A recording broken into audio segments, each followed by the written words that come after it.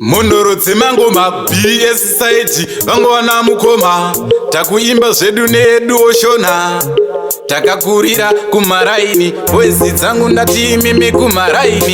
kumaraini koko kumaraini yaman awo yaman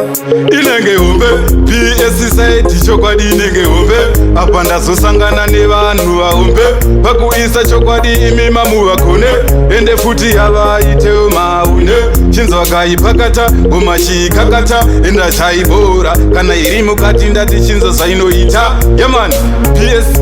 haibude isina kuvakwadza kunge sadza ndo inenge shuwa chitokwata musada kuikata kozi anenge makata ndati ngoma iyi shuwa ndati ndakaipakata PS king simi yaman awo chinzwa inopinda ka1 kusiya yazadza ichigutsa musha wese kuita kunge sadza handina chandatadza BS site mafanzi ndo makakiro edu engoma mukoma listen you see me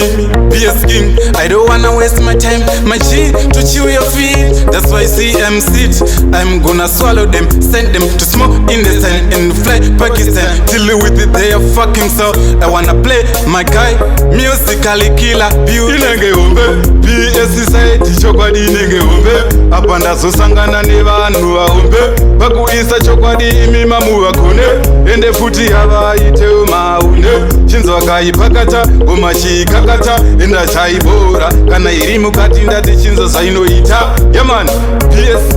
haibude isina kuvakwadza kunge sadza ndo inenge shuwa chitokwata musada kuikata kozi anenge makata ndati ngoma iyi shuwa ndati ndakaipakata PS king simisen yaman play we don't wanna play we don't wanna play we wanna work we wanna work we wanna work my God when you step in a BS dancer yeah man don't watch your face because you gonna pull trigger on your face cause itirimange my face yeah man ukasvika takapfeka mavhesi